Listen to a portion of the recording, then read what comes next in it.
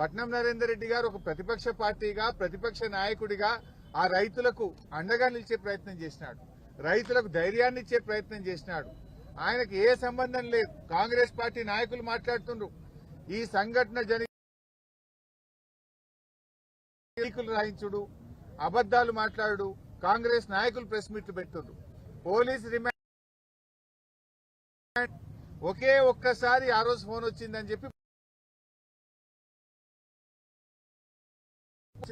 అని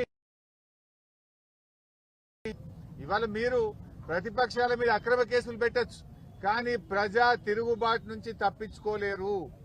ఇవాళ నేను అడుగుతా ఉన్నా, ఎవరు జరిగినా బీఆర్ఎస్ కుట్ర అంటాడు.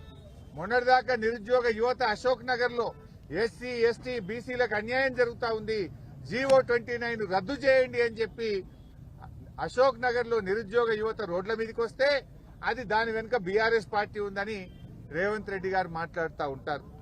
రైతులు మా పత్తికి వరికి మద్దతు ధర రావడం లేదు, రైతు భరోసా రాలేదు, రైతులకు రుణమాఫీ కాలేదని రైతులు రోడ్ల మీదకి వస్తే బీఆర్ఎస్ పార్టీ రైతుల చేత ధర్నా చేయిస్తుందని ముఖ్యమంత్రి గారు మాట్లాడుతూ ఉంటారు. మా స్పెషల్ పోలీసులు, మాకు ఏక్ పోలీసింగ్ పద్ధతి కావాలి, మా సరెండర్ లీవులు మాకుండాలి, మమ్మల్ని ఇబ్బంది పెడుతున్నారని పోలీసులు రోడ్ల మీదకి వచ్చి ధర్నాలు చేస్తే దాని వెనుక బీఆర్ఎస్ పార్టీ కుట్ర ఉందని రేవంత్ రెడ్డి గారు మాట్లాడుతుంటారు.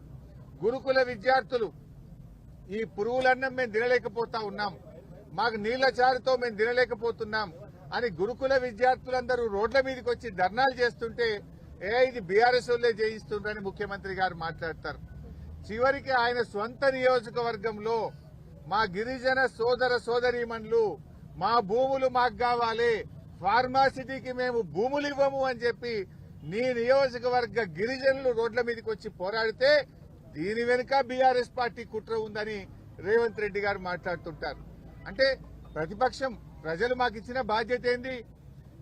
ఏ వర్గాలకైతే ఈ ప్రభుత్వం అన్యాయం చేస్తుందో, ప్రజలకిచ్చిన మాట నిలబెట్టుకోవడం లేదో, ఏ వర్గాలైతే పోరాటం చేస్తున్నాయో ఆ వర్గాలకు అండదండగా ఉండాలని, ప్రజల గొంతుకై పనిచేయాలని ప్రజలు మాకు ప్రతిపక్ష బాధ్యత ఇచ్చారు. ప్రతిపక్షంగా విద్యార్థులు రోడ్ల మీదకి వస్తే వారికి సంఘీభావం ప్రకటించడం మా బాధ్యత. ప్రతిపక్షంగా రైతులకు మద్దతు ధర రాకపోతే పోరాడడం మా బాధ్యత. ప్రతిపక్షంగా నిరుద్యోగ యువకులకు అన్యాయం జరిగితే పోరాడడం మా బాధ్యత. మరి నువ్వు ఎస్సీ ఎస్టీలకు అన్యాయం చేసి వాళ్ళ భూములు గుంజుకుంటే వాళ్ళు రోడ్ల మీదకి వస్తే నైతిక మద్దతు ఇవ్వడం మా బాధ్యత. పోలీసులు రోడ్ల మీదకి వస్తే పోలీసుల హక్కులు కాపాడడం కోసం కూడా వారి పక్షాన నిలబడడం ప్రతిపక్షంగా మా బాధ్యత. లేకపోతే ఏం చేయాలి?